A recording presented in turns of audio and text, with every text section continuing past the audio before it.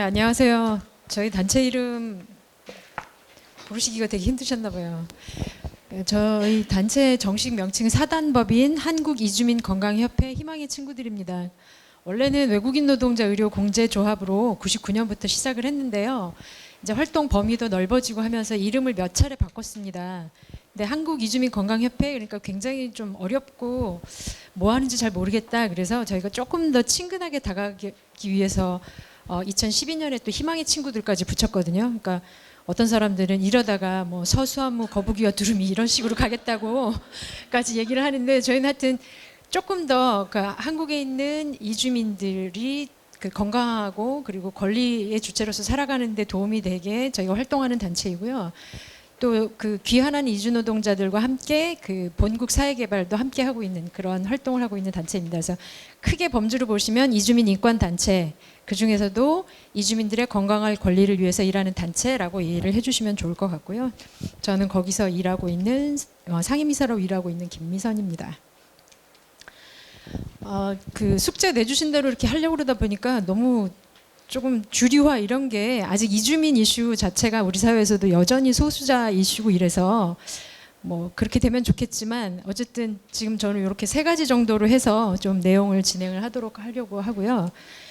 오늘이 마침 세계 이주민의 날입니다. 그러니까 2000년 12월에 유엔에서 이제 10년 전에 90년에 유엔 총회가 만장일치로 채택한 유엔 모든 이주 노동자와 그 가족의 권리 보호를 위한 국제 협약이 통과된 날을 기념해서 12월 18일을 이제 이주민의 날로 선포를 했죠. 그래서 그 후로 매년 세계의 이주민들, 이주민 지원 단체들 같이 이제 기념하고 축하를 하고 있는데요. 이 의의는 어쨌든 이주 노동자들에 대한 인권 침해의 심각성을 알리고, 또 전 세계 경제 발전에 기여하고 있는 이주 노동자들의 인권 보장을 촉구하기 위해서 유엔이 정했고, 그리고 협약에 나와 있는 다음과 같은 권리들을 우리가 이제 국제적으로 인식하고 또 기념하는 날이다, 이렇게 하고 있습니다. 그래서 중요한 게 이주민의 법적 지위와 관계없이 법 앞에 평등과 법에 의한 평등한 보호를 받을 권리, 이미 추방으로부터 보호받을 권리, 원할 경우 본국으로 돌아갈 권리, 그 다음에는 이제 쭉 앞으로 나오겠지만 안전한 노동 조건과 청결하고 안전한 노동 환경에서 일할 권리 쭉 이렇게 나와 있죠. 그리고 올해는 특별히 이제 이 이주민 협약이 채택된 지 25주년이 되는 해입니다. 그래서 아시아 차원에서는 이거에 관한 저희가 뭐 매년 캠페인을 하긴 하지만 올해 또 특별히 이주민 협약 비준 캠페인을 이제 같이 아시아 단체들하고 해오고는 있는데요. 일단 이주민 협약은 국제인권 협약 중에서도 가장 나중에 만들어졌긴 했고, 그리고 이게 국제 협약으로 이제 공식적으로 효력을 발생한 것도 얼마 되지 않습니다. 왜냐하면 이 협약이 만들어질 때 최소 비중국 수를 20개를 정했었는데 20개 나라를 채우는데도 굉장히 힘들었었어요. 근데 이제 지금 보시면 여기 보시는 대로 일단 비준국 수는 지금 2013년 기준으로 48개 나라, 그리고 이제 가입하고 서명한 거는 18개 나라, 아직까지 아무 반응이 없는 나라는 131개국. 그러니까 한국도 저희가 그동안 수많은 캠페인과 로비를 통해서 정부 부처에서는 검토하겠다, 뭐 대통령 선거가 있을 때마다 이런 거를 의제로 넣으면 한번 고려해보겠다고는 하지만 아직까지 비준하지 않고 있습니다. 그래서 보시는 대로 이게 이제 비준한 나라들인데요. 대부분 이주민들을 보내는 나라에서 많이 비준을 했고, 받는 나라들 이런 데서는 아직 다 비준을 하지 않고 있습니다. 왜냐하면 이주 노동자 이슈가 굉장히 이해관계들이 서로 많이 상충하는 것들이 있어서, 특별히 이제 비정규 상황에 있는 이주 노동자들에 대해서는 추방, 뭐 규제 이런 것들로 일관하는 나라들이 많기 때문에, 그러니까 포용적인 사회로 그들의 권리를 인식하고 사람으로 인정하고 이런 거에 대해서는 굉장히 아직도 소극적이다라고 하는 것을 볼 수가 있고요.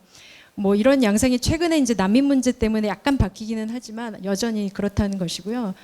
그래서 지금 2013년 현재로 보면 2억 3,200만 명이 이제 자기가 태어난 나라가 아닌 다른 나라에 가서 살고 그리고 일하고 그러는 국제 이주민으로 분류되고 있습니다. 그래서 전 세계 인구의 3.2%, 지금 현재로 보면 국내에 들어와 있는 이주민 수도 지금 거의 주민등록 인구의 한 3, 4% 되니까 거의 비슷한 비율이라고 보시면 될 것 같습니다. 근데 이주의 원인과 배경은 뭐 다 아시다시피 전쟁, 박해, 뭐 기근 자연재해 또 이런 것. 이것 외에는 보다 나은 경제적인 환경을 찾아서 가기도 하고 공부나 뭐 사업들 뭐 이런 것들을 위해서 가기도 하는 거죠. 앞에서도 이제 다른 여러 이슈들이 국제 개발과 어떻게 연관되어 왔는지들을 쭉 많이 설명을 해주셨는데요. 그러니까 이주민 이슈 자체도 그동안 여러 과정들을 거쳐서 국제 개발과 연계되는 그런 노력들이 있었습니다. 일단은 이제 94년 그 유엔 인구와 개발 회의가 카이로에서 열렸었는데 그때 행동 계획에 국제 이주가 포함됐습니다. 그러니까 10장 그 내용에 송금 단기 이주, 지식과 기술의 이전 등의 이슈와 함께 출신국과 목적국 커뮤니티 모두에 긍정적인 영향을 미칠 수 있는 질서 있는 국제 이주를 요구한다라고 하는 것들이 이제 포함되면서 국제 이주와 개발을 연결하는 이런 논의들이 문서로 나타나기 시작을 한 거죠. 그 다음에 글로벌 국제이주위원회가 이제 코피 아난 유엔 사무총장의 주도로 2003년에 설립이 되어서 2005년 유엔 회원국하고 국제사회 인간의 이동과 이주와 개발의 상호 연관을 포함한 이주 거버넌스를 담은 6가지 행동 원칙 보고서를 제출했습니다. 그리고 이어서 2006년 9월 14일부터 15일까지 유엔 차원에서 이제 국제 이주와 개발에 관한 논의를 한 최초의 그 고위급 회담이 열렸습니다. 사실 이때 그 코피 아난 사무총장이 이 회의를 열기 위해서 굉장히 많은 공을 들였다라고 이제 저희들이 그렇게 배웠고요. 그래서 이것을 통해서 사실은 이제 계속해서 유엔 차원에서 우리 그 시민사회 쪽에서는 이주민들의 인권 보호 그리고 개발의 권리, 뭐 수혜자뿐만 아니라 주체로서 인식되는 것에 대한 굉장히 그 강조점을 두고 참여를 하고 했었는데 이 결과는 유엔 차원에서 회의가 지속되지는 않고 그 다음에 그 결과물로 나타난 게 이제 그 정부 간 포럼인 글로벌 포럼 온 마이그레이션 앤 디벨롭먼트라고 GFMD라고 해서 그 후에 그 돌아가면서 정부 초청으로 매년 진행되고 있습니다. 그래서 이렇게 쭉 역사를 보시면 2007년 벨기에를 필두로 해서 쭉 이렇게 진행이 됐고요. 이제 올해 터키에서 10월 14일부터 16일까지 진행이 됐었는데 올해도 이제 그 특별히 그 지속가능 발전 목표 이 논의가 되면서 이제 이주 관련 이행에 중요한 역할을 해야 된다라고 하는 것들을 선언을 했고 그리고 특별히 이제 올해 그 GFMD에서는 그 강제 그러니까 자발적인 이주가 아니라 어쨌든 뭐 떠밀려 나거나 그런 강제적인 이주 상황에 있는 이주 노동자, 이주민 문제에 대해서 다루었고요. 이때는 이제 난민 문제뿐만 아니라 재난, 전쟁 뭐 이런 상황으로 인해서 국경을 넘는 이주민의 문제를 다루면서 보호의 필요성과 책임에 대해서 정부의 역할들을 강조하게 되었습니다. 그리고 이제 내년에는 그 방글라데시에서 이제 12월 8일부터 12일까지 GFMD가 개최될 예정인데요. 이때도 이미 이제 방글라데시 정부가 다음 바톤을 넘겨받으면서 이제 터키에서 이야기할 때 앞으로 계속해서 그 이 지속가능 개발 목표를 가지고 우리 GFMD가 이 이행 노력을 하겠다. 그러니까 그거에 관한 논의를 지속해 나가겠다. 그렇게 이제 문건을 냈습니다. 그래서 쭉 진행이 됐고요. 그 사이에 이제 맨 처음에 유엔 차원에서 됐던 게 2006년이었다고 그랬는데 7년 후인 2013년도에 다시 한번 유엔에서 두 번째 고위급 회담이 열렸었습니다. 그래서 한 그 7년 동안 어떻게 이슈들이 발전이 됐고 또 각 정부에서는 어떤 노력들을 기울였는지 이런 것들을 한번 점검해 보는 차원에서 유엔 차원에서 회의가 열렸었고 의제는 이주 과정의 이주 노동자 그 가족의 인권 보호와 보장에 책임을 지고 있는 각국 정부와 국제기구들의 역할을 논의하는 글로벌 거버넌스와 시민사회 단체들의 역할을 중요하게 논의를 했고요. 그래서 최근에 이제 GFMD나 유엔 차원의 고위급 회담에서는 이제 글로벌 거버넌스에 대한 이야기들이 많이 진행이 되고 있습니다. 그래서 이 회의를 준비하면서 시민사회단체들은 이제 이 2013년 두 번째 고위급 회담을 준비하면서 7가지 아젠다에 대한 5개년 실행 계획을 담은 시민사회 제안서를 마련을 했습니다.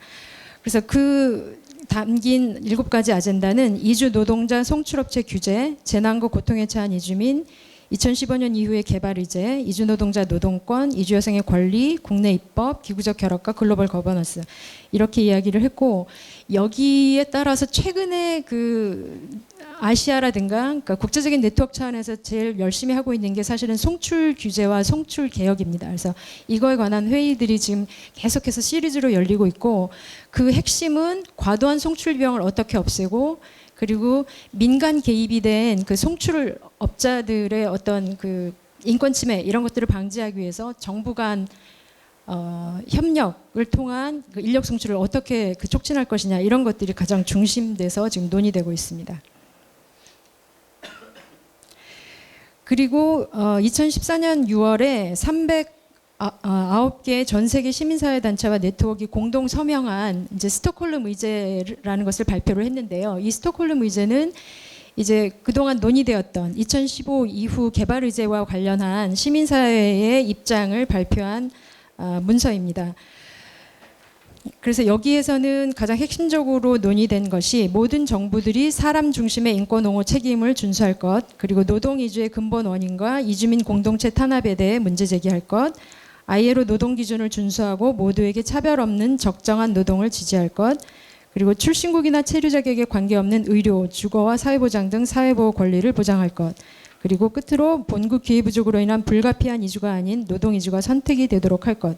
사실 이 마지막 노동 이주가 그 선택이 되도록 하자라고 하는 거는 그동안 끊임없이 제기되었던 건데요. 근데 사실은 대부분 정부에서 그러니까 개발과 연결시킬 때 이주를 인력 송출을 통한 송금, 그러니까 외화벌이 뭐 이런 측면에 대한 계산이 가장 큽니다. 그래서 예전에도 보면 뭐 아시아 특히 아시아 나라의 정부들은 인도네시아도 그렇고 뭐 방글라데시 뭐 이런 데도 인력 송출을 할 때 얼마나 많은 외화를 그 사람들을 통해서 벌어들일 수 있는가 이게 국가 계획으로 경제 발전 목표에 다 설정이 되어 있는 그런 상황이었었습니다. 그래서 그것과 그 내용 속에서도 어쨌든 이주 노동자들이 착취당하지 아니하고 이것이 강제되거나 어쨌든 사회적인 제도라든가 분위기 속에서 그 떠밀려서 가는 이주가 아니라 본인이 여러 가지 중에서 하나의 선택사항으로 될 수 있도록 해야 된다라고 하는 것이 시민사회에 그동안 계속 견지되었던 입장입니다.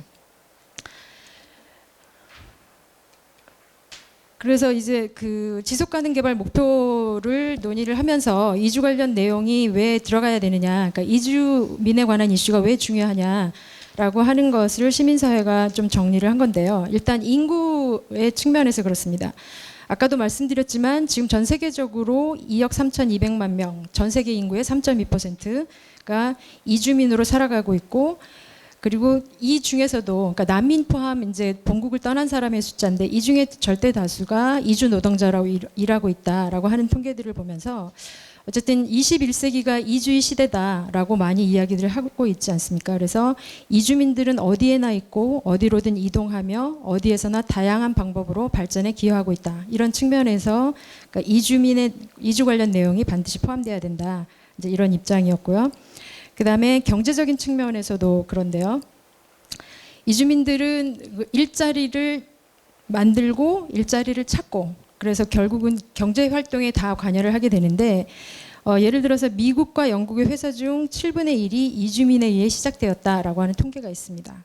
그래서 본국의 가족과 공동체로 매년 5천억 달러를 송금하고 이것은 공적개발 지원금의 3배에 해당하는 금액이라고 합니다. 그러니까 이게 벌써 한 10년 전에 저희가 다른 통계를 봤을 때도 전 세계의 무역 뭐 이런 거에서 석유 수출, 석유로 인한 그 외화가 오고 가고 하는 그 금액 다음으로 이주 노동자들이 해외에서 벌어서 보내는 송금 액수가 많다고 그런 이제 통계를 봤는데요. 그러니까 여전히 계속 많은 액수의 그 외화가 결국은 이주 노동자들의 노동을 통해서 본국과 그리고 전 세계로 지금 다니고 있다. 그렇게 보실 수 있을 겁니다.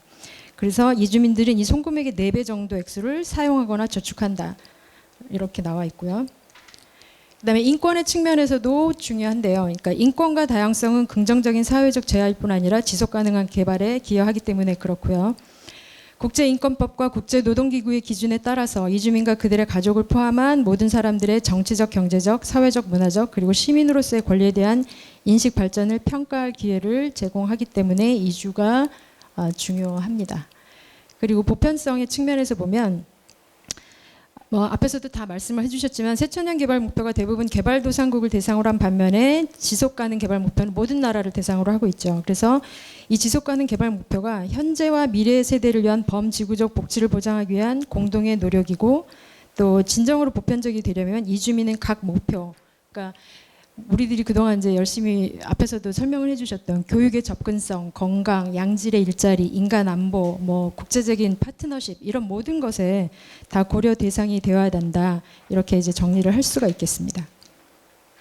그래서 한국에서는 어땠느냐? 사실은 저희가 오랫동안 준비를 못하고 늘 이제 GFMD를 하니까 GFMD가 있으면 그때 어떤 그 중심되는 주제를 가지고 갈 거냐 뭐 이런 논의를 하다가 사실은 저희 그 이주인 국내 이주 단체들도 최근에는 뭐 경제적인 문제로 회의 참가를 잘 못했었어요. 그러니까 이게 비용을 본인들이 다 내고 가야 되기 때문에 어디서 지원받지 못하면 가지 못하는 상황이라서 이제 문건으로만 서로 연락을 주고받는 이제 그런 안타까운 상황이 됐었는데, 올해 7월에 그 이제 이주와 이주민 의제를 지속가능 개발 목표에 포함시키기 위한 좀 약간 급하게 조직이 되긴 했지만 동아시아 협의를 개최를 했습니다. 그래서 7월 15일, 16일 서울 여성플라자에서 이제 저희 단체가 주관을 하고 저희가 속해 있는 네트워크가 이제 같이 주최를 하면서 아시아에 있는 단체 네트워크의 사무국이 결합을 했고, 그리고 동아시아 이제 협의회이기 때문에 대만하고 일본에서 같이 참여를 해서 한 50여 명이 참여를 해서 같이 논의를 했습니다. 네, 이렇게 멋지게 사진도 찍었고요. 그래서 저희들이 이제 그 자료에도 나와 있는데 그 지속가능 개발 목표와 이주민 의제를 연결하기 해서 저희가 이제 해당되는 것들을 쭉 한번 뽑아봤는데, 사실은 독자적으로 목표 17개 중에 뭐 이주, 이주민 뭐 이런 거는 없지만 이제 나중에 나오겠지만 몇 가지 있기는 하고 이주가 들어간 게 이제 몇 가지 있기는 하지만 저희는 이제 어디든 틈만 있으면 들어가자. 그렇게 해서 쭉 살펴본 겁니다. 그래서 이슈가 어떤 이슈들이 있고, 그러니까 세부 목표에서는 그 나와 있는 목표 말고도 우리들의 언어로 표현할 수 있는 것은 해보자라고 해서 이렇게 이제 바꾼 거고, 거기에 지표로 삼을 수 있는 것이 무엇이 있을까? 그러니까 굉장히 이거는 사실은 워크숍을 통해서 나온 거기 때문에 약간 거칠기도 하고 다듬어지지 않은 것도 있긴 하지만 이런 논의를 했습니다. 그래서 첫 번째로 모든 국가에서 모든 형태의 빈곤 종식에 관해서는 일단 이슈 자체가 앞에서도 말씀드렸듯이 이주노동자들에게 부과되는 과도한 송출 비용이 결국은 빈곤의 악순환을 낳고, 또 이주노동자들이 일하다가 돌아간다고 하더라도 그 빚 혹은 자기의 경제적인 문제를 해결하지 못하기 때문에 또다시 이주에 나서야 되는 그런 빈곤의 악순환, 이주의 악순환 이런 것들 때문에 이 문제를 어떻게든 해결해야 된다라고 해서 세부 목표로 잡은 것이 송출 비용으로부터 보호하기 위해서 정부 대 정부 간 고용을 전 부문에 걸쳐서 확대하고 촉진하자, 이제 이런 이야기가 나왔고요. 그리고 이주노동자 고용 관련한 불필요한 비용을 제거하도록 하고, 특별히 이제 가사노동자를 국내 노동법 적용 대상에 포함되는 것은 계속해서 아마 반복돼서 여러분이 보실 수 있을 겁니다. 그래서 제한 지표로 저희들이 좀 이야기됐던 게 정부와 민간 송출기관 간의 송출 비용을 비교해보자. 사실 국내에서도 예전에 산업연수생이 있을 때 그 송출 비용이 엄청나게 크고 비리가 많았기 때문에 이것을 정부 대 정부 간의 그 관계를 통해서 들여오는 것을 바꾼 게 이제 고용허가제인데요. 근데 고용허가제도 이게 10년이 넘어가면서 변질이 되면서 본국에서는 불법 체류를 막기 위한 다양한 방법들이 강구되고 있습니다. 그래서 3년 전에 저희가 베트남 그 대사관 앞에서 이제 그 집회도 하고 규탄도 했던 게 뭐냐면, 베트남에서 한국을 이주노동을 오기 위해서는 베트남 돈으로 5만 동인가요? 그 우리나라 돈으로 한 500만 원 정도를 예치하고 와서 이주노동을 끝내고 돌아가면 그것을 다시 돌려주는, 그러니까 이런 방법들을 정부들이 채택을 한다라는 거죠. 그러니까 결국은 주체가 민간에서 정부로 바뀌었지만 정부도 어쨌든 고용국인 한국 정부의 그 눈치를 봐야 되니까 다양한 온갖 수단과 방법을 동원해서 불법 체류를 막으려고 하는 그런 것들이 지금 나타나고 있고, 저희가 입수한 그때 자료로 보면 그 고용허가제로 이주노동자를 보내는 14개 나라의 모든 정부가 다 그런 비슷한 방안을 내오고 그걸 한국 정부에 자랑하듯이 이렇게 낸 그런 것들이 있습니다. 그래서 이런 것들이 결국은 베트남도 그런 그러니까 한국 돈 500만 원을 만들기 위해서 결국은 돌아다니면서 빚을 져야 되고 그 뭐 논을 팔아야 되고 뭐 이런 것들이 결국은 이 사람들에게 또다시 그게 불법 체류를 막는다고는 하지만 여기서 3년 혹은 4년 10개월로는 그 돈을 다 갚지 못하니까 또다시 미등록 상태로 남게 만드는 그러니까 그런 부작용을 낳고 있다라고 해서 저희들이 그러한 것에 대한 반대를 한 적이 있습니다. 그래서 그런 송출 비용은 어쨌든 줄여야 되고 지금 이제 그 국제 차원에서 하고 있는 거는 그 송출 비용 제로 캠페인을 지금 하고 있고요. 그러니까 그거는 나중에 혹시 시간이 되면 제가 설명을 드리도록 하겠습니다. 그리고 정부 대 정부 간 직접 고용이다라고 하더라도 그것을 조사할 공공기관의 수립이 필요하고 이주 가사 노동자를 포함시키기 위한 근로기준법 개정이 좀 각 나라별로 필요하겠다. 이제 이런 것들을 저희가 논의를 했습니다. 그다음에 두 번째 목표 기아의 종식 식량 안보 확보에 관해서는 가사 노동자 업 및 농업 노동자의 양질 일자리가 부족한 게 이슈이고, 그러니까 이런 것들을 해결하기 위해서 모든 이주 노동자들의 양질 일자리 조건 보장, 특별히 어업 가사 노동자와 농업 분야 이주 노동자에 대한 것이 필요하다 이렇게 이야기를 했습니다. 여러분 최근에 이제 뉴스를 통해서 많이 들으시겠지만 특별히 이제 농축산업 이주 노동자들이 휴식도 없이 그리고 뭐 정해진 잠자리 이런 것들이 없이 굉장히 열악한 환경에서 일하고 착취당하고 이런 것들을 보시면서 이게 한국뿐만이 아니라 사실은 뭐 대만이라든가 뭐 그런 데서도 다 비슷하게 일어나는 일이기 때문에 저희가 이것을 공통의 과제로 삼았었습니다. 그리고 모든 사람의 건강한 삶을 보장하고 웰빙을 증진한다에 대해서는 기본적인 사회 서비스에서 미등록 이주 노동자 제외로 인한 생존권 제한하는 것이 이슈이기 때문에 그러니까 이것을 그러니까 모든 이주 노동자들에 대한 건강보험과 사회보험 가입을 적용하고 가사 노동자에 대한 근로기준법 적용으로 휴식 시간 및 휴일을 보장해야 된다. 그러니까 이것을 해야 되는 이유는 정신건강과 산업재해로부터의 보호를 위해서 필요하다라고 했고 제한 지표는 여기 보시는 대로 이렇게 나와 있습니다.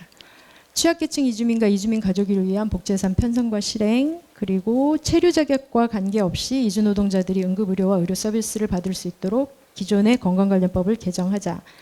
이런 것 되어 있고 미등록 이주 아동을 포함한 이주 아동에 대한 국가 예방 접종을 시행하고 특별히 이제 전쟁이나 자연재해, 그러니까 올해 초에 있었던 메르스 같은 그러니까 전염병 질환 이 번질 때 그러니까 그런 위기 상황에 이주 노동자들에 대한 서비스가 좀 필요하겠다라고 하는 것이 좀 나왔고요. 그러니까 이런 것이 지금 한국에서는 일부 시행이 되기도 하는데 일본이나 대만 상황은 또 이제 다른 것이어서 이런 것들이 좀 논의가 됐습니다. 제가 몇 시까지 해야 되죠? 5분 남았어요. 네, 그러면 넘어가야 되겠네요. 네, 양질의 교육도 마찬가지고요. 그 국내에 있는 이주 노동자, 특히 미등록 이주 아동의 교육권에 관해서는 2011년에 국가인권위원회에서 권고를 냈음에도 불구하고 여전히 그 현장에서 시행되는 거에는 약간 문제들이 있어서, 그러니까 이것에 대한 지속적인 이행에 대한 모니터링을 저희들이 이제 하고 있고, 그리고 또 계속 정부에 제안을 하고 있는 상황입니다. 이건 좀 자료를 참고해서 보시도록 하고요.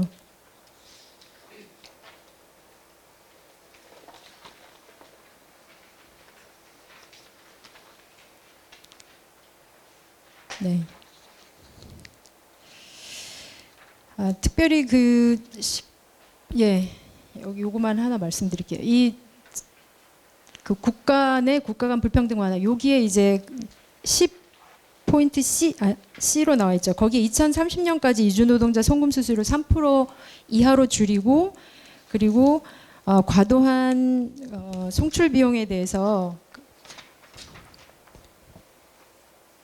5% 이상 되는 그 송금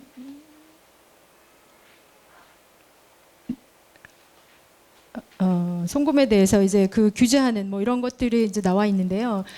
그래서 이게 결국은 이주 노동자와 관련해서 가장 중요한 거는 송금과 송금 수수료를 어떻게 그러니까 줄일 것이냐라고 하는 것들이 저희가 이제 구체적으로 모니터링해야 되는 그 세부 목표가 되겠습니다.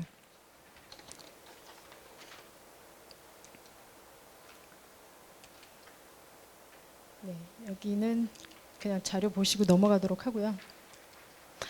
그래서 사실은 처음에 그 내용 준비하면서 이 이슈를 어떻게 줄여야 할 것인가라고 하는 숙제를 받긴 했는데 아까도 말씀드린 대로 그 앞에서도 다 어려운 주제들을 말씀하셨잖아요. 그러니까 아동, 노인, 뭐 장애인, 근데 이주민은 역시 마찬가지로 어렵고 소수입니다. 그리고 특히나 이제 미등록 이주민, 이주아동은 거의 유령처럼 살아가잖아요. 존재 자체도 없고, 그러니까 등록이 안 되어 있기 때문에, 그러니까 그래서 이것을 어떻게 줄여야 하느냐라고 하는 것이 저희들한테도 가장 큰 숙제이긴 한데요. 그래서 저희는 그냥 평가와 향후 활용 방안으로 이런 정도를 생각해봤습니다. 일단 17개 그 지속가능 개발 목표 중 6번까지는 새천년 개발 목표의 연속선상에 있고요. 그리고 17개 개발 목표 중에서 이주에 관한 별도의 사항은 없다고 아까 말씀드렸지만 그래도 한 3개, 4개 정도 이주민, 이주노동자 이렇게 나와 있는 것들이 아까 살펴본 것들이고요. 그래서 어쨌든 이주와 관련한 그 세부 목표와 제한 지표로 할 수 있는 것을 저희가 계속해서 좀 설정하고 정부로 하여금 이행 노력을 할 수 있도록 하는 다각적인 노력이 필요하겠다라고 생각을 하고 있습니다. 그래서 아까도 그 여타의 이슈들을 말씀하시면서 혼자로는 할 수 없기 때문에 국내, 국제적으로 연대하고 협력하는 것이 필요하다라고 말씀하셨는데 이주민 이슈도 마찬가지입니다. 그래서 저희도 사실은 이게 국내의 이주단체들끼리만 할 수 없어서 늘 국제적인 네트워크와 함께하고 또 그 힘으로 정부한테 압박을 한다거나 뭐 제안을 한다거나 이런 이제 활동을 하고 있는 거고요.